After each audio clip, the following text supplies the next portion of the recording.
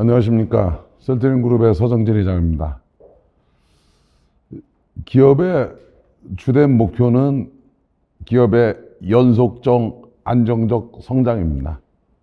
거기에 첫 번째 덕목은 국제 경쟁력을 지속적으로 확보할 수 있도록 혁신과 변화고요. 두 번째는 그를 통해서 주주들의 투자 가치를 확보해 드리는 겁니다. 그리고 세 번째로는 직원들도 사기백배에서 일할 수 있는 안정적 근무 환경을 조성하는 거고요. 이를 통해서 국가나 국민들의 경제 발전에 기여하는 게 기업의 주된 목적입니다.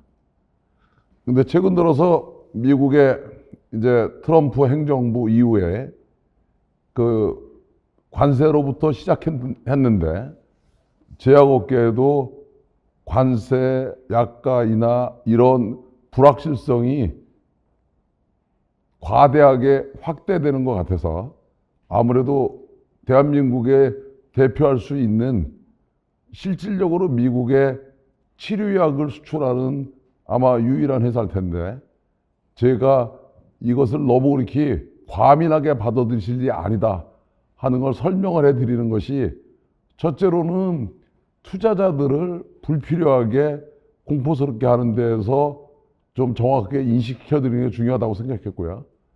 그 다음에 그 영향을 우리 소액주들이나 직원들이 안 받게 하기 위해서 오늘 제가 이 설명회를 시작합니다. 아무래도 오늘 다루는 과제들이 민감하기 때문에 처음에는 준비된 자료를 띄워놓고 제가 설명하려고 했는데 그거보다는 우리 그룹을 책임지고 있는 경영자인 제가 어떤 생각을 가지고 있는지, 현재를 어떻게 인식하고 있는지, 앞으로 우리 그룹을 어떻게 끌고 나가려고 하는지 이거를 그냥 후리하게 말씀드릴 것 같아서 띄워놓은 자료 없이 제가 말씀을 드리도록 하겠습니다. 얼마 전에 이제 약가 인하에 대한 이야기가 미국 행정부에서 있었습니다. 주로 행정명령의 주된 요지는 미국 약이 다른 나라보다 비싸다는 겁니다. 그래서 한 30일 동안 국가가 많은 제약회사와 협상을 해서 약가를 다른 국가보다 비싸지 않게 하기 위한 일련의 조치를 했다고 생각합니다. 거기에는 이제 미국만의 특수성인데 사실은 전 세계에서 미국만 사보험 중심의 의료 체계를 가지고 있어요. 그러다 보니까 거기에 중간 유통 구조가 있는데 PBM이라고 되게 하는 거죠. 그리고 거기에 사보험사가 있고 공보험사가 있고 그리고 또 도매상 약국 그리고 GPO라는 병원 연합 그룹이 있습니다. 그래서 미국의 약의 유통 구조는 전 세계에서 미국만의 유통 구조를 가지고 있어요. 그래서 미국의 약값이 비싸다는 거에 대해서는 사실은 저도 동의하는 바입니다. 근데 그 약값이 비싸다는 게 대개 보면 아직 특허가 끝나지 않은 그걸 우리는 오리지널 약품이라고 그러는데 그런 쪽에서 있는 거는 맞는데 그게 또 제약회사의 문제라기보다는 그 중간 유통 구조의 문제라고 생각을 합니다. 제가 예를 들어서 얘기하면 여러분들이 뭐 많이 알고 있는 많은 바이오 시밀러 제품 중에 휴미라라는 제품이 있어요.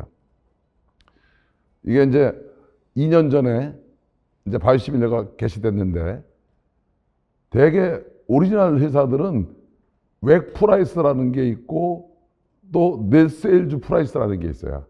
이제 웩 프라이스라는 거는 이제 각 회사들이 자기들이 신청을 합니다.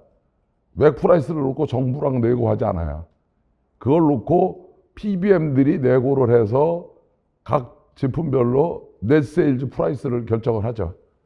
근데 이렇게 오리지널 회사들은 웩 프라이스 대비 넷 세일즈 프라이스가 한 55% 정도 디스카운트 됩니다.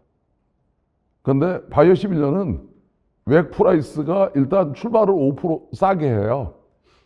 그러고 PBM들이 디스카운트 레이트를 미니멈 85%를 겁니다.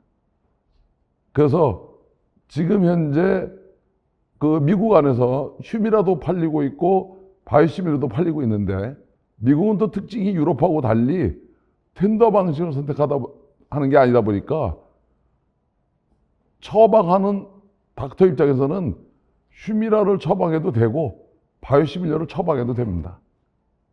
그런데 지금 가격으로 기준으로 놓고 보면 그 오리지널 제품들은 바이오시밀러가 도입이 돼도 대개 웩 프라이스의 55에서 60% 수준으로 판매됩니다. 그리고 바이오시밀러는 오리지널의 웩 프라이스 대비 90% 정도 디스카운트 된 상태에서 판매가 돼요. 그래도 현재 휴미라의 시장 점유율은 80%입니다. 그러다 보니까 그 주된 이유가 디스카운트 돼 있는 그 부위를 병원이나 닥터나 환자한테 오는 게 아니라 그게 다 보험회사 PBM들한테 다 갑니다. 그러다 보니까 미국에서 이 약가 인하를 주도하는 거에는 일부 이 PBM, 도매상, 약국, GPO하는 중간 유통 구조로 대상으로 하는 게 제일 크고요. 그 다음에는 이제 바이오시밀러가 된 데는 경쟁이 있기 때문에 아까 말했듯이 웩 프라이스 대비 90%까지는 디스카운트를 해서 판매하고 있는데, 경쟁 상대가 없는 오리지널 제품들은 사실은 물론 PBM들한테 디스카운트는 해줬다고 쳐도 약가가 다른 나라보다 비싸게 팔리는 거 아니냐고 이해할 수 있다고 생각합니다. 그런데 한 나라의 정부 정책을 제약회사가 이러쿵저러쿵 얘기할 수는 없는 건데, 다만 저희 회사는 주된 제품이 바이오시밀러 중심으로 되어 있는데, 현재 미국에서 저희가 판매하고 있는 제품은 유럽 가격보다 비싸게 팔리는 제품은 없습니다. 그래서 유럽 가격보다 비싸게 팔면 제가 선택적으로 PBM에 리스팅을 하겠습니까? 근데 그거보다도 더 싼 제품들은 저희가 손해보면서 들어갈 수는 없으니까 선택적으로 현재 들어가고 있어요. 그래서 미국의 약가 인하를 행정부가 추진하는 거는 한국에 있는 셀트리온 입장에서는 영향을 받을 요인이 별로 없다고 생각합니다. 그리고 이제 중간 유통 구조가 단순화되면 저희한테 아무래도 경쟁을 하기가 쉽겠죠. 유럽 같은 경우에는 텐더에 들어가면 권유형 텐더가 있는 나라가 있고 국가 텐더가 있는데, 국가 텐더는 머스트입니다. 권유형 텐더는 물론 닥터들이 판단해서 사용하는 겁니다. 병원에서 판단하면서 사용하는데, 일단 바이오시밀러가 시작되면 오리지널 회사와 바이오시밀러 회사가 동등하게 경쟁을 합니다. 그래서 거기서 이긴 업체들, 선택된 업체들 중심으로 처방이 일어나서 바이오시밀러가 딱 시작되면 처음부터 바이오시밀러의 쉐어가 70%, 80%로 올라갑니다. 근데 미국은 바이오시밀러가 시작이 돼도 오리지널 제품의 쉐어가 줄지를 않아요. 그래서 이런 미들맨들의 구조의 개선이 좀 변화가 생긴다면 저희 회사 입장에서는 더 많은 기회가 올 거라고 생각해서 사실은 기대감을 가지고 있습니다. 그 다음에 이제 미국에서 병행 수입 얘기를 했는데, 현재 병행 수입을 하는 나라는 독일입니다. 유럽에서. 그런데 병행 수입이라는 게 뭐냐면 싼 나라의 약을 사다가 그 나라에서 팔게 해주는 거예요. 사실은 병행 수입은 대개 약가가 좀 높은 나라들이 쓰는 약가를 좀 인하시키기 위한 하나의 정책입니다. 그렇다면 또 그건 또 저희가 안 가지고 있는 제품의 파이프라인을 등재시킬 수 있는 기회가 될 거라고 생각하기 때문에 미국 행정부가 지금 드라이브를 걸고 있는 약가 인하 정책, 이거는 저희 셀트리온한테 영향을 줄 수 있는 거는 진펜테라라는 제품 하나는 영향을 받을 수 있습니다. 근데 아직까지는 미국에서는 우리가 주력으로 팔고 있는 것이 바이오시밀러 제품이기 때문에 큰 영향을 올 4억개에게도 주지 않을 거라고 생각하고 있고, 내년 이후에도 기회가 되면 기회가 됐지 위기의 상황으로 인식되지 않는다고 생각합니다. 제가 아까 기업의 주된 목적 중에 하나가 투자자들의 보호가 있다고 그랬어요. 현재 미국에 치료약을 수출하는 회사가 셀트리온밖에 없어요. 근데 이 인하 정책이 생기니까 대한민국의 전 의약품 업계가 전부 3%에서 4%씩 주가가 인하되더라고요. 미국의 약을 판매하지도 않는 회사가 미국 행정부의 정책에 따라서 주가가 인하가 된다. 아이러니한 얘기라고 생각했어요. 저희가 영향을 혹시 오해를 받을 수 있다? 인정. 근데 저희와 관계없는 미국 수출과 전혀 관계가 없는 이 업계를 주가가 이렇게 인하된다는 거는 이거는 인포메이션의 부족이라고 생각해서 제가 이 이야기를 합니다. 그래서 우리 대한민국의 의약품 업계가 이번 정책에 영향을 받을 수 있는 회사는 저희 회사 하나는 오해를 받을 수 있어요. 그런데 대다수의 회사는 그 오해의 대상이 아닙니다. 그래서 좀 그런 인식을 언론에서도 가져주셨으면 좋겠고, 그 다음에 애널들도 정확하게 이해하셨으면 좋겠고, 투자자들도 인식해 주셨으면 좋겠습니다. 그래서 이거는 대한민국에 있는 제약회사들한테 위기 상황이라고 인식할 필요가 없다. 그러면 이제 저희가 진펜트라는 영향을 받을 수 있다 했는데, 그거는 이제 우리는 바이오시밀러를 메인으로 하고 이제 오리지널 리사를 진펜트라 하나가 제품이 있는데, 진펜트라 매출을 가지고 사실은 저도 고전했어요. 왜 고전했냐면 이제 오리지널 제품들을 가지고 들어가 보니까 저는 PBM에 등재하면 곧바로 보험회사에 리스팅이 될 거라고 생각했어요. 왜냐면 바이오시밀러는 곧바로 리스팅이 되거든요. 그런데 그 리스팅이 되는 시간이 8개월, 9개월이 되는 거예요. 보험회사에 보험 등재가 되는데, 예를 들어서 한 회사는 가장 큰 미국의 사보험회사인데 저희가 PBM하고 계약한 게 8개월 전입니다. 근데 아직도 리스팅이 안 됐어요. 그게 행정 처리를 하는데 걸리는 시간이더라고요. 그래서 이제 그거를 기다리고 있는데, 그러다 보니까 스타트 커브를 그리는 시간이 원래 회사가 생각했던 것보다 상대적으로 되게 느려버렸어요. 그래서 조만간에 리스팅이 이제 될 거라고 생각을 하고 우리 미국에 있는 직원들이 열심히 하고 있습니다. 그래서 어쩔 수 없이 1사분기 실적을 발표할 때 우리 그 경영진들이 올해 미국의 진펜트라는 7천억 하려고 했는데 그걸 3,500억 정도로 목표치를 조정하겠습니다 하고 이야기를 한 적이 있어요. 그래서 미국의 유통 구조가 다른 나라하고 좀 달라서 저도 미국 가서 실제 사업을 해보니까 좀 유럽과 다르고 다른 나라와 달라서 그런 좀 애로사항들이 있었습니다. 그렇지만 미국의 약가 인하가 저희 회사와 우리 국내 제약회사한테 그렇게 영향을 줄 만한 불확실성이다, 이렇게 인식은 안 해주셨으면 좋겠습니다. 그리고 오늘은 제가 이제 포괄적인 얘기를 하기 때문에 여기 계시는 언론인들이 궁금하신 사항 있으시면 저희 회사로 오시면 우리 직원들이 전 세계 유통 구조를 상세하게 설명드리겠습니다. 그래서 다수의 많은 투자자들이 이런 불확실한 인포메이션 때문에 피해는 입는 일들은 없었으면 좋겠다, 이렇게 생각을 합니다. 두 번째가 이제 불확실성으로 얘기하는 게 관세입니다. 아직 관세는 발표되지 않았죠. 그리고 뭐 이번 주에 발표한다, 다음 주에 발표한다고 이야기하고 있는데 현재로서는 저희들이 거기에 대해서 이미 대비가 되어 있습니다고 이미 어나운스를 했어요. 그 이유가 저희가 미국에 판매하는 게 이제 처음에 나왔던 그 램시마나 그 다음에 허주마나 트룩시마는 화이자나 테바를 통해서 팔고 있어서 저희 회사가 관세 대상이 아니에요.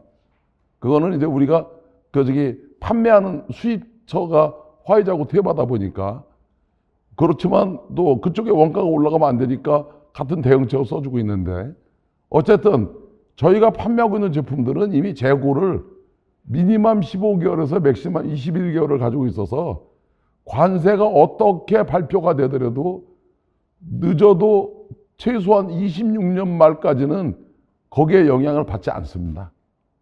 이미 제품의 재고가 다 있기 때문에. 그렇기 때문에 올해 사업 계획에 영향을 주지 않고 내년의 계획에도 영향을 주지 않아요. 그리고 이제 저희 제품들 같은 경우는 특성이 어떠냐면 이제 제품의 보관의 안정성 그리고 물류 이동의 용이성 때문에 한국에서는 중간재인 원료의약품만 만듭니다. 그리고 완제라고 하고 최종 그 바이알 작업을 하는 병입하고 하는 이런 공정을 이제 전부 유럽과 미국에서 합니다. 그래서 지금 미국에서도 완제를 만들 수 있는 CMO의 계약이 이미 300만 바이어를 가지고 있어요. 그리고 우리가 필요하지 않아서 추가로 계약을 안 해놓은 데가 3군데가 있어요. 그래서 필요하다 그러면 3군데까지 계약을 해놓으면 600만 바이어를 가져갑니다. 그리고 유럽에서는 저희가 2천만 바이얼이 CMO에서 계약이 돼 있어요. 그리고 미국에서 화이자가 팔던 테바가 팔던 우리가 팔던 1년에 바이얼 수가 400만 바이얼 정도 됩니다. 그렇기 때문에 이미 CMO의 준비가 되어 있거나 가동되고 있어요. 그러면 이제 그런 부위들이 있어서 사실 통관 시점에서 어떻게 인식될 거냐 하는 부위들을 놓고 저희가 또 혹시 필요한 게 있다고 치면 내년 연말 전에 또 보완하는 방법들을 찾으려고 합니다.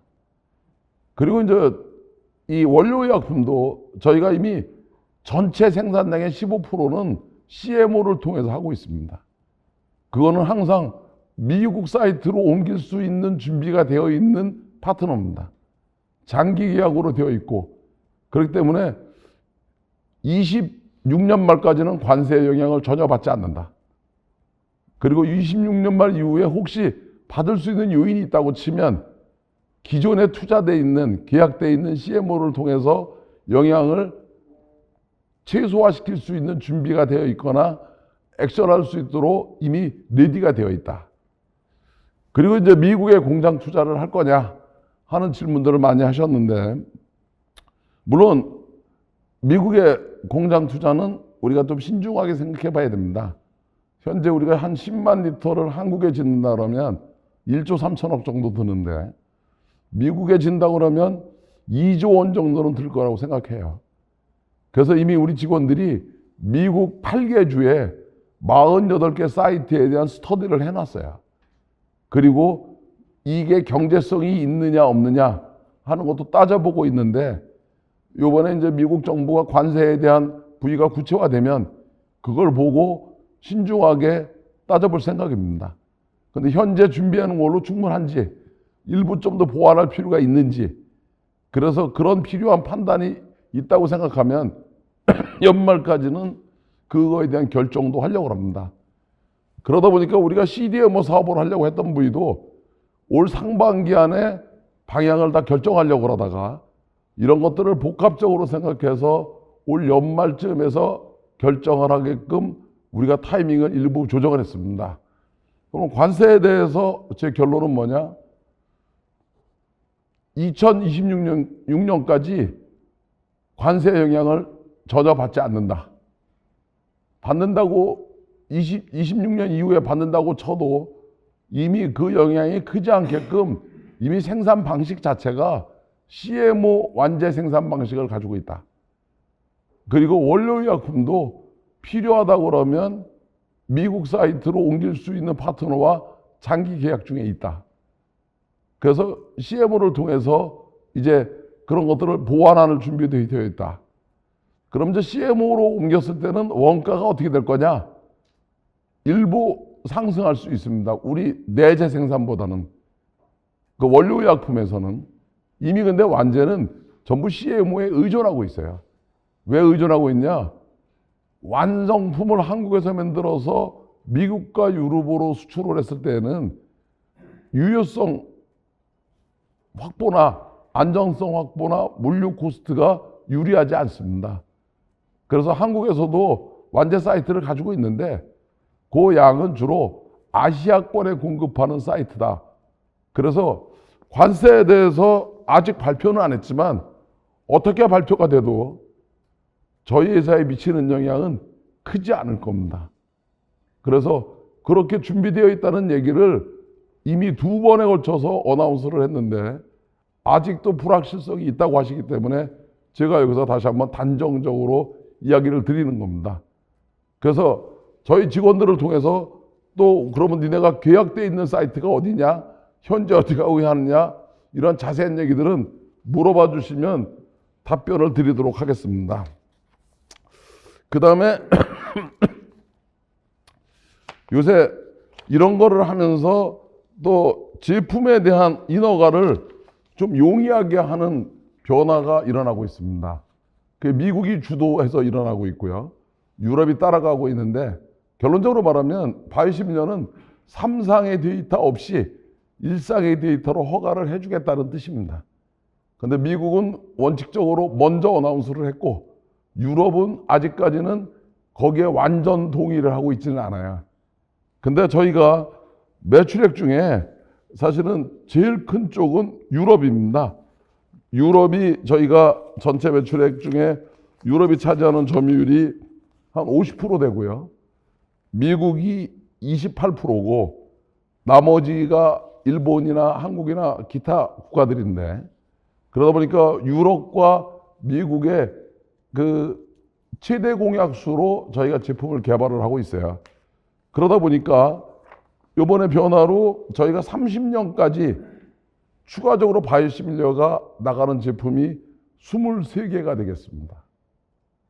그리고 33년까지는 11개가 더 추가돼서 지금보다 34개의 제품이 더 나가게 돼 있고요. 38년까지는 16개가 추가돼서 40개의 제품이 더 나가게 돼 있습니다.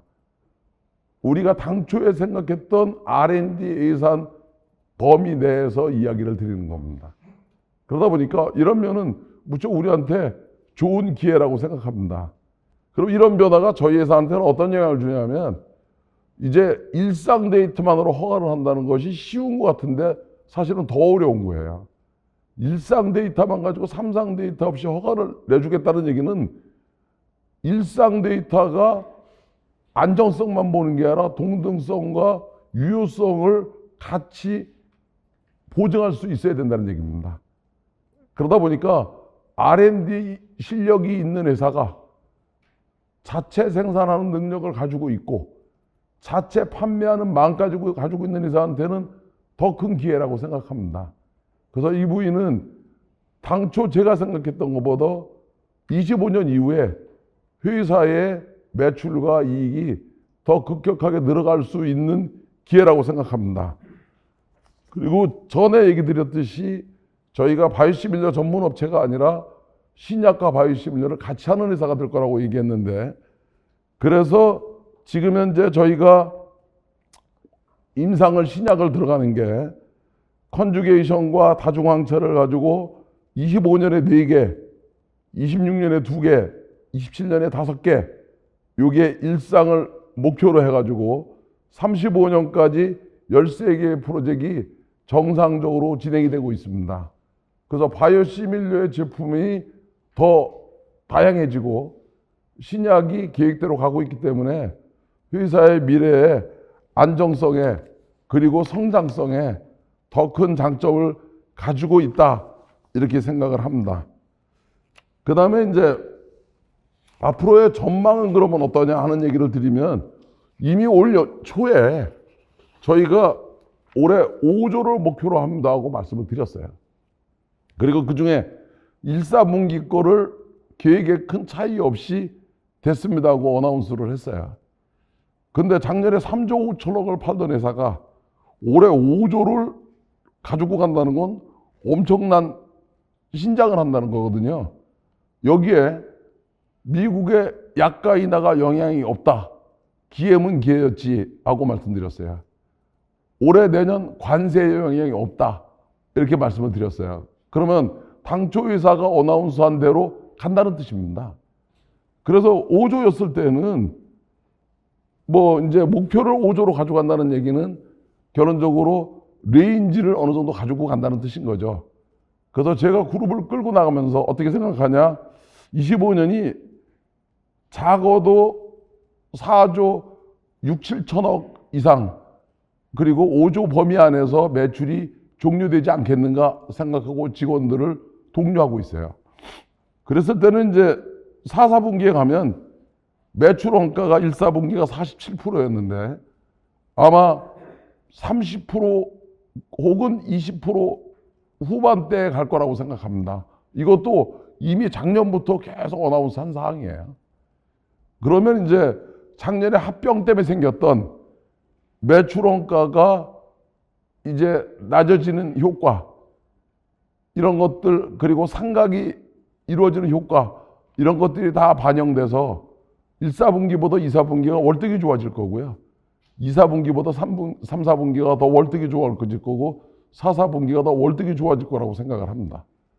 근데 제가 요새 어이없는 거는 3조 5천억을 작년에 약속한 대로 달성했어요. 그리고 어제 5조를 목표로 우리 전 직원들이 열심히 합니다고 어나운스를 했어요. 그래도 요새 보면 매일 막 투매 같은 현상들이 생겨요. 그래서 제가 이제 이래서는 안 되겠구나 하는 생각을 했습니다. 그래서 저희가 이 세워놨던 것을 회장이 직접 얘기한다, 그 얘기는 자신 있다는 얘기 아니에요. 그거 믿고 안 믿고는 본인들의 판단이시지만, 근데 제가 바보가 아닌 이상 그룹의 총수가 이렇게 어나운스를 하겠습니까? 그 다음에 이제 저희 회사는 다른 게 하나 있어요. 뭐냐면 모든 지분을 제가 다 가지고 있어요. 제가 홀딩스에 98.5% 주주고요. 스킨큐어의 70% 후반대 주주입니다. 그래서 현재 셀트리온은 홀딩스가 22%를 가지고 있고 스킨큐어가 1.8%, 그리고 제 개인이 3.8%를 가져서 한 28%를 가지고 있는 주주인데, 제가 죽는다, 홀딩스가 대주주니까 홀딩스가 상속되겠죠. 그럼 절반은 국가가 가져가도 절반은 2세들이 경영 재원으로 사용할 만한 98.5%의 주식을 가지고 있어요. 그리고 요새같이 이 가격대라면 좋은, 투자하기 좋은 가격대라고 생각해서 현재 홀딩스도 한 1,000억, 스킨큐어도 한 500억, 제 개인도 500억을 사겠다고 이미 공시해놨어요. 그런데 순서는 홀딩스가 먼저 사고 스킨큐어가 사고 제가 맨 뒤에 사는 걸로 돼 있어요.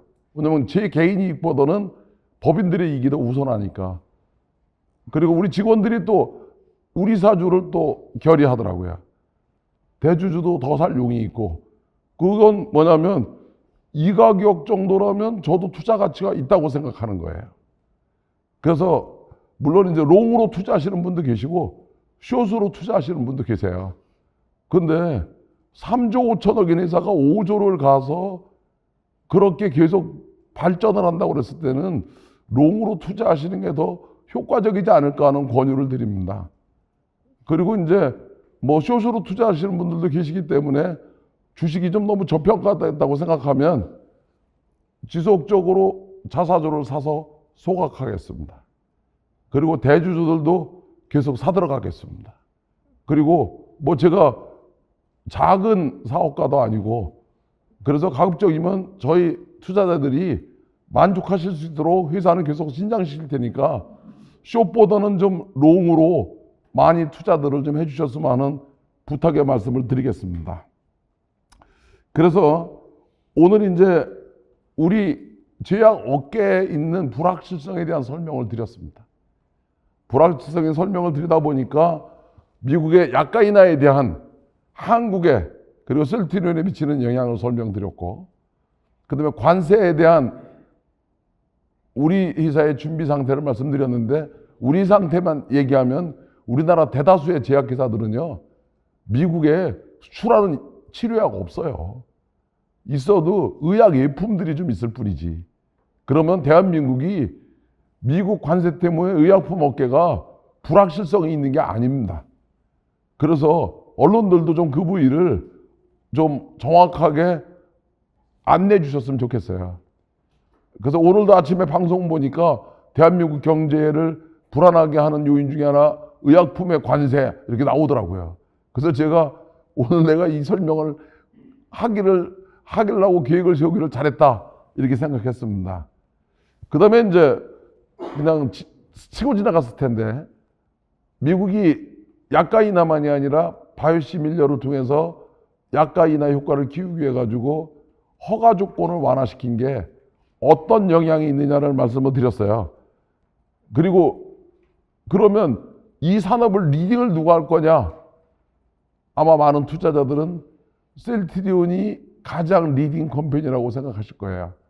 왜냐하면 개발 능력, 자체 생산 능력, 전 세계에 직접 판매하는 망 이런 거를 통해서 그래서 그 말씀을 드렸고 말씀을 드리다가 진펜트라 얘기를 했는데 여기 많은 투자자들이 계시는데 진펜트라는 사실은 제가 오리지널 제품을 처음 해보다 보니까 미국의 유통 구조에서 바이오시밀러와 오리지널 제품의 차이가 어떤 게 있는가를 정확하게 잘 몰라서 사실은 지금 현재 램시마하고 램시마 SC 비율이 독일이 SC 비율이 40%거든요.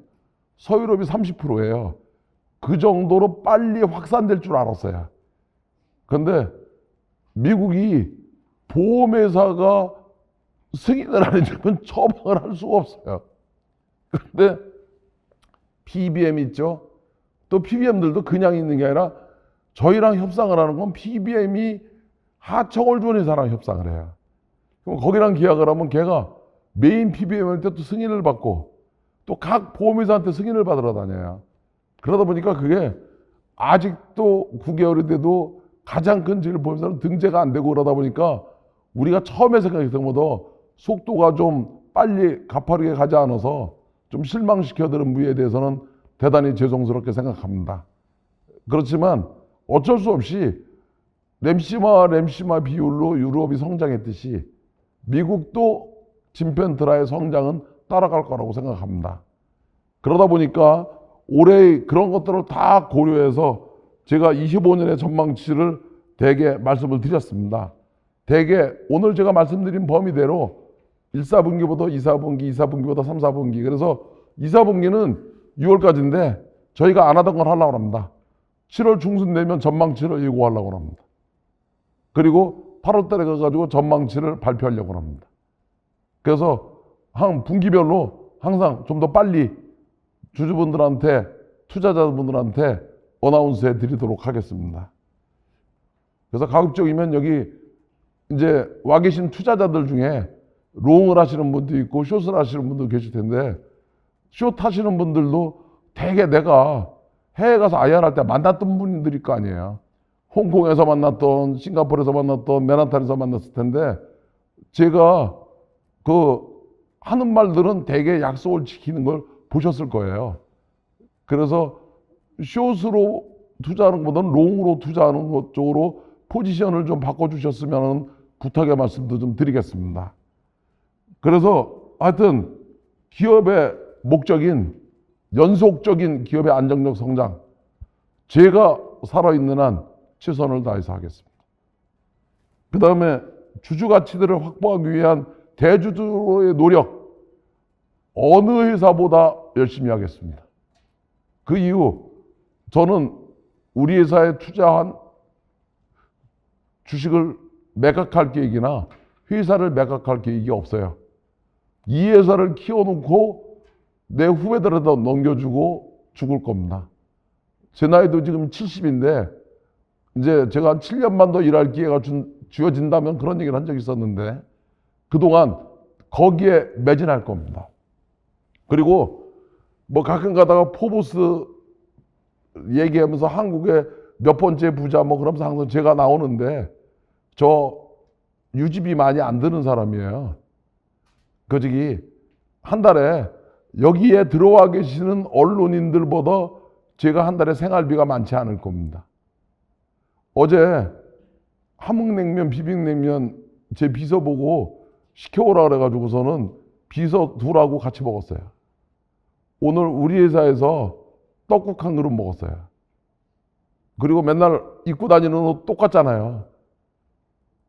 내가 가지고 있는 모든 재산은 이 회사의 성장을 위해서 사용될 겁니다. 저 개인한테 사용되지 않을 거예요.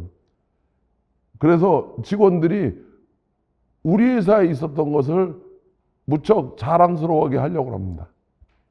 그래서 이제 나이 70대고 나니까 저도 한국에서 제일 나이 많은 경영자가 됐더라고요. 현직에 있는 사람 중에서는.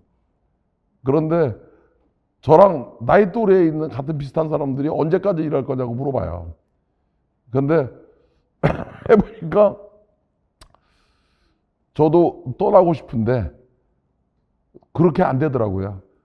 그래서 이 약속 지키려고 오늘 기자 이렇게 애널들 간담회 하고 내일 유럽 직원들하고 미팅하러 출장 갑니다. 그래서 열심히 해서 우리 직원들한테도 멋있는 보스였다고 제가 떠난 다음에 그렇게 기억되도록 하겠습니다. 그래서 지금 대한민국도 현재 한국의 미래가 그리고 한국의 경제가 불확실하다는 얘기를 많이 하는데 그래도 우리 회사가 우리 대한민국한테 그나마 새로운 희망을 주고 에너지를 줄 수 있는 회사가 되도록 최선을 다하겠습니다. 그래서 오늘 제가 준비된 자료 없이 했기 때문에 여기서 제가 얘기했던 것보다 구체적인 내용이 필요하신 분들은 항상 저희 회사에 오세요. 그리고 우리 직원들한테 물어봐 주시기 바랍니다. 그러면 대개 제가 지금 얘기했던 것이 제가 주의하고 있는 주의 각도고 이 주의의 방향을 받아서 우리 직원들이 구체적인 일들을 하고 있다. 이렇게 생각하시면 되겠습니다. 그래서 여러분들 제가 두서없이 말씀드렸는데 경청해 주셔서 감사하고 지금부터는 질문에 대해서 답변을 드리는 시간으로 하겠습니다. 대개 이제 그룹 회장들이 질문하면 그 임원들이 와서 답변하는데 아마 물어보시는 것 중에 제가 답변 못하는 내용이 없을 거예요. 그래서 특별한 거 아닌 거는 제가 다 직접 답변을 드리도록 하겠습니다. 자, 질문사항들 올려주시기 바랍니다. 네, 그럼 지금부터 질의응답 시간을 가지도록 하겠습니다. 우선 지금까지 접수된 질문들에 먼저 답변 드릴 예정이고 답변 진행 중에도 질문 남겨주시면 최대한 성실히 답변해 드리도록 하겠습니다. 그럼 첫 질문부터 시작하겠습니다. 미국 의료개혁안에 따르면 바이오시밀러는 PBM 영향력 하락으로 인해 처방 확대와 약가이나 압박이 동시에 예상되는데 어느 영향이 더 클 것으로 보시는지 궁금합니다. 그렇듯이 압박 요인이 올 게 별로 없어요. 워낙 디스카운트를 많이 해놨어요. 그러면 이제 왜 그럼에도 불구하고 오리지널 약이 많이 처방되느냐? 미국, 유럽이나 다른 나라들은 저희가 약가를 인하시키면 그것이 정부로만 가지 않고 병원으로 가거나 환자들한테 갑니다. 근데 미국은 특이하게 돼 있어요. 그게 다 중간 유통 과정한테 가게 돼 있어요. 그러니까 닥터들 입장에서 봤을 때는 환자들 입장에서 봤을 때는 오리지널 약을 쓰나 바이오시밀러를 쓰나 자기한테 아무 차이가 없어요. 그러면 친숙했던 약, 광고를 많이 하는 약을 쓰게 돼 있어요. 그러다 보니까 뭐 PBM이 열심히 경쟁은 시키는데 여전히 약은 오리지널 약이 팔려요. 그래서 이런 부위가 개선이 된다 그러면 이런 부위가 유럽같이 된다고 치면 유럽만큼 바이오시밀러의 확산 속도가 빨라질 거라고 생각해서 저도 기대가 많아요. 물론 많은 저항을 가지고 오겠지만 미국 정부가 이 부위에 얼마나 과감한 혁신과 변화를 줄지 기대하고 있습니다. 그런데 이것이 우리한테 압박 요인으로 사용될 가능성이 없는 이유가 제가 파는 약 중에 유럽 약보다 비싼 약이 하나도 없습니다. 그게 비싼 약이 있었으면 제가 전 PBM에 다 제 거를 리스팅을 안 시키겠습니까? 유럽 약보다도 싸니까 리스팅을 안 시키는 거예요. 질문에 답이 되셨을 겁니다. 다음. 관세 회피를 목적으로 미국에 공장을 건설한다면 국내 시설 투자 비용 대비 늘어나는 투자 비용 및 향후 인건비는 어느 정도로 추정하시는지 궁금합니다. 한국에서 10만 리터 짓는데 아까 1조 3천억이라고 했는데 미국에서 2조는 될 거라고 생각합니다. 그 다음에 인건비는 한국보다 저희가 지금 미국 법인의 직원들을 데리고 있기 때문에 미국이 급여는 미니멈 70% 정도 높습니다. 그래서 미국에 만약에 공장을 짓는다고 하면 자동화율을 최대한도로 올려야 됩니다. 요새는 이제 AI 로봇을 가지고 자동화를 시키고 있기 때문에 우리보다는 자동화를 전제로 공장을 설계해서 져야 된다고 생각을 하고, 미국의 공장 건설을 꼭 해야 된다 그러면 연내에 신중하게 판단해서 그때는 결정을 하게 되면 사전에 알려드리도록 하겠습니다. 다음이요. 네, 다음 질문입니다. 진펜트라가 올라오는 속도가 회사 계획 대비 조금 느린데 당초 회사가 계획했던 사업 내용 대비 어떤 것들이 실전에서는 달랐는지 궁금합니다. 아까 말씀드렸듯이 저는 PBM에 등재하고 나면 그 이제 바이오시민제 같은 경우는 PBM에 등재되면 그 보험회사에 곧바로 리스팅이 돼요. 근데 진펜트라를 제가 해보니까 진펜트라가 느렸던 게 아니라 되게 많은 오리지널 제품들이 그렇게 느렸던 것 같아요. 그래서 9개월이 돼도 아직도 가장 큰 보험회사는 등재되어 있지 않아요. 근데 이제 조만간에 끝날 거라고 보는데, 그래서 확산 속도는 유럽하고 비슷하겠지만 기간이 좀 오래 걸리고 있다. 이거를 많은 투자자들한테 제가 좀 경험이 미숙해서 너무 낙관적으로 생각했던 거 아닌가, 이 부에 대해서 대단히 죄송스럽게 생각합니다. 그렇지만 유럽에서 정맥주사와 피하주사의 환자들의 사용 빈도수, 비율, 이거는 미국도 똑같은 니들을 가지고 있어요. 그렇기 때문에 좀 시간이 걸리지만 그 스피드로 갈 거라고 생각하고, 올해는 한 3,500억 정도로 계획을 수정을 시켰다. 이걸 다시 한번 말씀드리도록 하겠습니다. 그리고 미국의 가장 어려운 게, 미국은 처방약은 다 광고를 해요.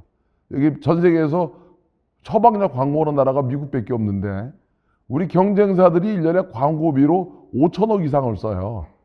근데 저희들은 이제 그렇게 따라갈 수는 없다 보니까 어느 정도 좀 시간이 지나서 우리도 할 수 없이 따라서 광고비를 지금보다 많이 사용할 거라고 생각하는데, 그런 부위들이 저희들이 미처 생각하지 못했던 그런 요인으로 등장했는데, 그런 부위가 이 스피드를 빨리 당기지 못하게 하는 요인이 아닌가, 이렇게 생각하고 있습니다.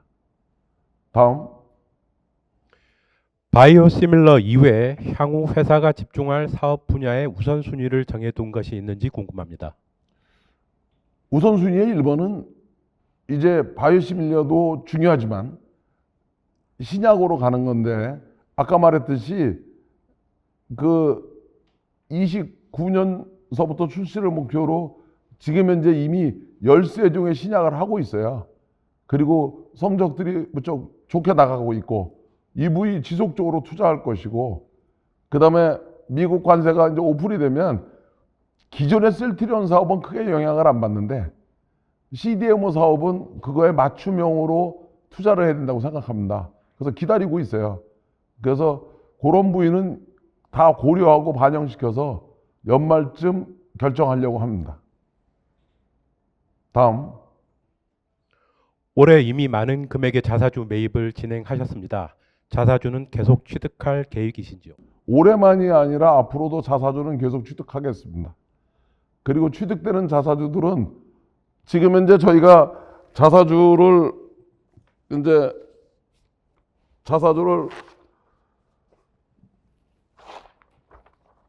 1640만 주를 23년서부터 작년까지 샀는데, 그 중에 840만 주는 소각을 했어요. 그리고 800만 주는 가지고 있습니다. 그리고 지금서부터 사는 자사주들은 다 소각할 생각입니다. 그래서 이제 800만 주는 그 CDMO 투자 재원으로 사용하려고 가지고 있는 겁니다. 그래서 약속했듯이 에비타의 3분의 1을 주주들한테 환원할 건데, 환원의 방법은 자사주의 취득 소각 그리고 현금 배당, 이걸로 할 생각이고, 에비타의 3분의 1 범위안에서는 이 정책은 계속 이어갈 겁니다. 대주주들 또한 2천억을 공시해서 더 저가라고 생각되는 구매할 거고, 우리 직원들도 자사주, 우리 사주가 이미 구성됐기 때문에 들어갈 거고, 그다음에 자사주들도 좀 더 사서 쌀 때 사서 소각하면 저도 좋고 다른 주주도 좋은 거 아니에요. 그렇게 해 들어갈 생각입니다. 다음. 네. PBM 구조 개선으로 인해 셀트리온이 미국 정부와 직접 약가 협상에 나설 수 있는 구조가 열린다고 판단하신 걸로 보입니다. 현재 이에 대응할 약가 협상 전문 인력이나 조직이 충분히 갖춰져 있는지 궁금합니다. PBM하고 협상하는 것보다 정부하고 협상하는 게 쉬워요. 이거 유럽 전부 정부하고 협상하고 있거든요. 저희 회사가 정부하고 약가 협상하는 전문 기업입니다. 그런데 PBM하고도 다이렉트로 했으면 좋겠어요. PBM의 하청회사하고 합니다. 그래서 답답할 때가 많아요. 그래서 정부가 직접 협상하자면 웰컴입니다.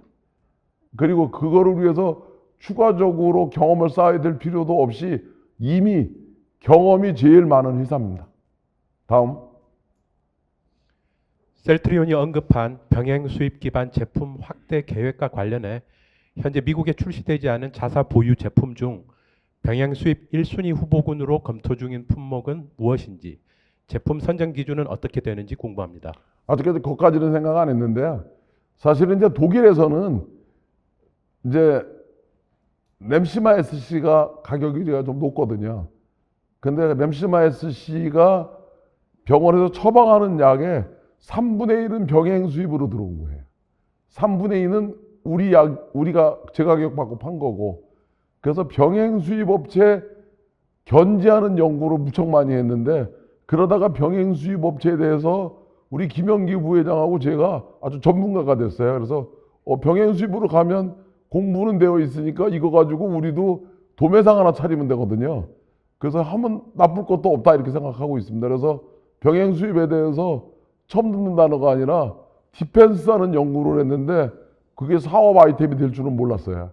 근데 과연 병행 수입을 선택할지 모르겠어요. 근데 병행 수입을 만약에 선택하게 되면은요, 미국이나 다른 모든 오리지널 제약회사들은 제가 연구해 본 바로는 막을 길이 없어요. 그게. 그래서 그 사실은 우리한테는 기회지만 다른 오리지널 전문 제약회사들한테는 엄청난 머리 아픈 헤드액이 될 겁니다. 그래서 우리 그룹에 있는 김영기 부회장이 병행 수입 국내 최고 전문가입니다. 그래가지고 연구는 많이 했는데 아직까지 막은 거는 방해한 것도 하나도 없어요. 그리고 맨날 연구만 하고 있어요. 다음. 미국 약가이나 정책으로 오리지널 의약품 가격이 떨어지면 바이오시밀러 약가도 더 내려야 하는 상황이 발생할 수 있다는 전망도 있습니다. 이에 대해 동의하시는지요? 더 내려갈 것도 없어요. 왜냐면 최소한도 유럽 약가는 돼야지 되는 거 아니에요. 그래서 아마 더 내려갈 거 없을 겁니다. 더 내려가면 공급하는 회사가 없을 거예요. 그래서 생각보다 바이오시밀러는 미국에서 상대적으로 되게 저렴한 가격으로 내 세일즈 프라이스가 구성되어 있는데, 예? 그런데 재미난 건 뭐냐면 그 디스카운트한 게 병원하고 의사하고 환자한테 하나도 안 간다는 거예요. 그게 다 PBM들의 미들맨들이 가져간다는 거예요. 그래서 오리지널은 바이오시밀러가 등재가 돼도 여전히 비싼 값으로 팔고 있다는 얘기입니다. 이번에 미국 행정부가 지적은 제대로 한 거예요. 이게 자기들의 큰 구조적인 문제라는 거를 지적은 제대로 했다 이렇게 생각합니다. 오늘 이게 또 잘못 어나운스 되면 제가 PBM들한테 좀 이상하게 될지 모르니까 언론사의 기자들은 요건 좀 약간 부드럽게 좀 써주시죠. 다음. 이번 미국발 리스크가 오히려 셀트리온에게는 기회가 될 수 있다는 것이 회사의 설명입니다. 최근 상황이 다른 다 바이오시밀러 제품군 외에 미국에서 신약으로 허가받은 진펜트라의 판매에는 어떤 영향을 미칠지. 지금 진펜트라 약가는 그 다른 오리지널 약가보다 한 10% 싸게 해놨어요. 한 10% 싸게 해놨는데 다른 오리지널 제품들이 약가 인하 정책에 디스카운트 되는 것만큼 진펜트라는 디스카운트 될 거라고 봅니다. 근데 현재 우리 전체 매출액에 차지하는 점유율이 크지 않기 때문에, 그리고 또 그렇게 되면 매출의 확산 속도는 더 빨라질 거라고 생각해요. 근데 진펜트라 거는 뭐 우리 전체 제품 포트폴리오의 주력이 아닌데 우리가 나서가지고 오늘 로시가 발표했던 발표 같은 걸 할 수는 없을 거 아니에요. 그래서 다른 대형 제약회사가 미국 정부하고 어떻게 하는 거를 보고 우리는 따라갈 생각입니다. 진펜트라는 영향 받을 수 있습니다. 다음. 미국 관세 및 약가 정책이 셀트리온이 추진하는 CDMO 사업에도 영향을 줄 것으로 보시는지요? 수주시장 전망은 어떻게 보시는지 의견 부탁드립니다. 잘 모르겠어요. 뭐냐면 사실은 CDMO 사업 같은 경우에는 좀 원가 경쟁력이 있는 지역에서 열심히 해서 원가 품질 경쟁력으로 하는 건데 미국이 과연 원가 경쟁력이 있는 나라가 될 수 있을지. 그러면 지금 현재 뭐 이거는 우리 의약품만이 문제가 아닌데 대한민국에 있는 웬만한 제조업체 공장은 다 베트남, 인도네시아 뭐 이런 데 나가 있습니다. 캄보디아 이런 데. 그런데 거기 관세율이 지금식으로 그보다 더 낮아진다고 쳐도 그렇게 매겨진다고 치면 그 공장들이 어떻게 유지될 수 있겠습니까? 그래서 이거는 우리 회사만의 문제가 아니라 우리 회사의 CDMO 사업만의 문제가 아니라 대한민국의 문제이기도 하고 꽤 많은 국가들의 문제일 거라고 생각을 하는데 우려되는 사항들 같은 경우에는 사실은 그런 부분은 국가적으로 참 고민해야 할 숙제라고 생각합니다.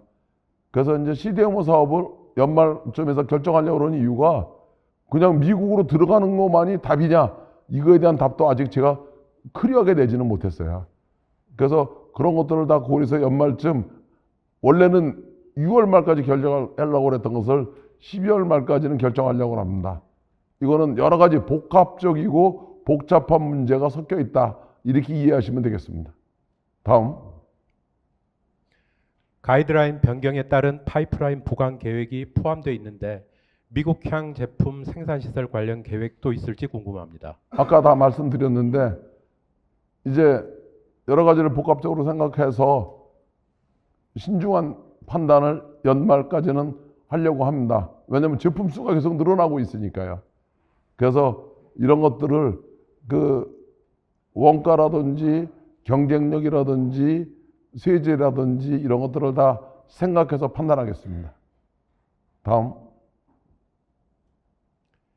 MFN 약가 인하 정책으로 메디케어에서 인하된 가격이 ASP에 반영될 것 같은데 사보험도 동일 가격 기반이라 시간차를 두고 확산될 것으로 예상하시는지요? 예, 이거 시간차를 두고 확산될 겁니다.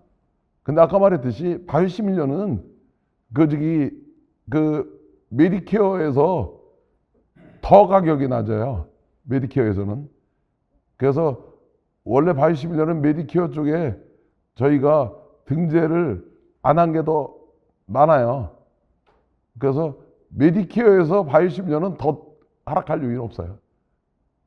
그리고 어쨌든 오리지널 제품들은 영향을 받겠지만 바이오시밀러들은 그렇게 공보험이 됐든 사보험이 됐든 큰 더 인하시킬 요인이 별로 없다. 이렇게 생각하시면 됩니다. 그러면 쉽게 말하면 이래요. 웹플러스에서 대개 받는 게 90% 디스카운트 하면 10%거든요. 제약회사가 가져가는 게. 근데 도매상하고 약국이 가져가는 게 10%예요. 그러니까 도매상하고 약국과 제약회사가 가져가는 게 10%면 그 다음에 나머지는 다 보험회사가 가져가는 거거든요. 그래서 더 낮아질 것도 없습니다. 예, 다음. 셀트리온 외 글로벌 기업들의 바이오시밀러 사업이 확대될 경우 경쟁 구도나 시장 판도의 변화를 어떻게 예상하시는지 궁금합니다. 예를 들어 가지고 저기 3상이 면제돼도 1상을 하는데 이제 항암제들 같은 경우에는 저희가 한 2천억 이상 들어갈 거라고 봅니다. 근데 2천억을 들여서 일상으로 허가를 받니 못 받느냐는 개발 능력이에요. 이 개발 능력이 없는 회사들은 돈 2천억을 써도 못 들어옵니다. 그래서 연료는 있지만 그걸 주도할 수 있는 회사는 한정돼 있다고 생각합니다. 그 중에 가장 유리한 포지션에는 저희가 있을 거라고 생각하고요. 그 다음에 이 바이오시밀러는요, 직판망을 안 가지고는 안 됩니다. 그러니까 유통 파트너를 두고 할 만큼의 그런 마진이 많이 보장되지 않습니다. 그래서 저희한테 절대적으로 유리할 거라고 생각하고 지켜는 보겠지만 그게 우려하지는 않고 있습니다. 다음. 이런 미국 행정부의 정책으로 인해 올해 매출 목표 5조 원 수치는 변화가 없는지 궁금합니다. 그래서 아까 말씀드렸듯이 이제 집행들을 한 3,500억 조정했는데 생각보다 다른 쪽에서 그만큼의 또 원래 당초 계획 세웠던 것보다 더 증가했던 요인이 생겼어요.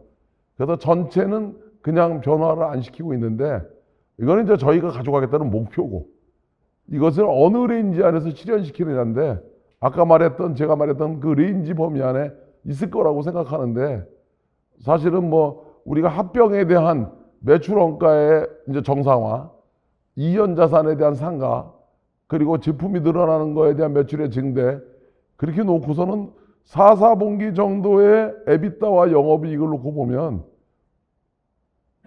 지금 여기서 이미 공시되어 있는 연간 거는 얘기할 수 있는데 분기 거를 내가 얘기하면 이거 또 공시사항이거든요.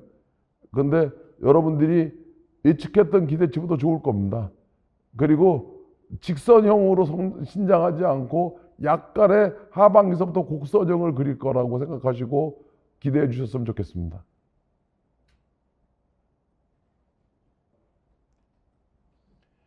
미국 유통구조 개선이 이루어질 경우 셀트리온이 그동안 주력한 3P, 즉 처방의 보험사 환자 마케팅 전략에 변화가 생길지 궁금합니다. 마케팅 방식이 미국하고 다른 나라는 무척 다릅니다. 가장 큰 거는요, 미국은 처방약을 광고를 해요. 그 다음에 두 번째로는 또 그러다 보니까 아무래도 마케팅에 그 많은 투자가 들어갑니다. 그래서 이런 것이 개선이 된다면 그런 투자비가 좀 줄어들 것 같아요. 그리고 저희가 기대하는 거는 유럽식의 구조로 갔으면 좋겠어요. 그렇지만 뭐 유럽 방식으로도 적응이 돼 있고 미국 방식으로도 적응이 됐기 때문에 미국에서는 미국의 패턴에 따라서 미국 방식으로 지금까지도 했고 앞으로도 진행할 생각인데 좋아질 거는 있어도 더 나빠질 건 없다고 생각합니다. 다음. 원료의약품 생산 기지로서 미국은 건설 생산 비용이 높고 제조 인프라 인력 부족 문제까지 단점이 많다고 합니다. 그럼에도 미국의 생산 기지 건설을 추진하시는 이유가 궁금합니다.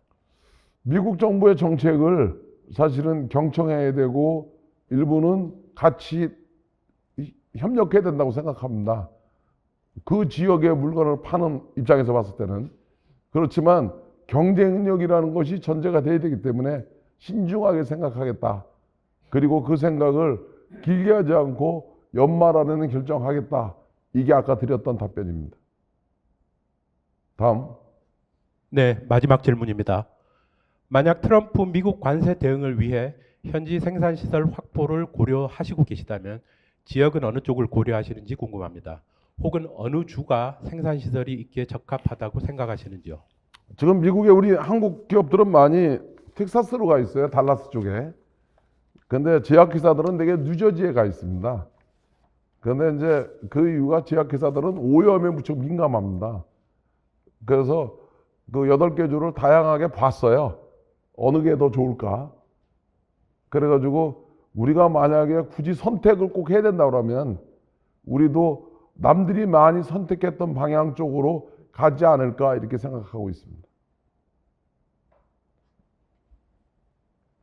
추가 질문 없으신가요? 네, 없습니다. 오늘 준비된 자료 없이 두서없이 말씀을 드려서 죄송합니다. 그렇지만 제가 아까 서두에 얘기했듯이 한국에 있는 저희 회사를 포함한 의약품 회사들은 미국의 정책 변화에 영향을 받을 수 있는 부위가 별로 없습니다. 약가 인하의 영향을 받을 수 있는 회사 거의 없고요. 그리고 관세 대상이 돼서 고민할 회사도 많지 않아요. 앞으로 한국의 언론들은 이것이 한국의 불확실성이라고 그 야마를 따서 보도하지 말아 주셨으면 좋겠습니다. 하여튼 오늘 제가 드렸던 질문에 충분하지 못한 답변들은 우리 직원들한테 이야기해 주시면 다시 상세히 말씀드리겠습니다. 경청해 주셔서 고맙습니다. 감사합니다.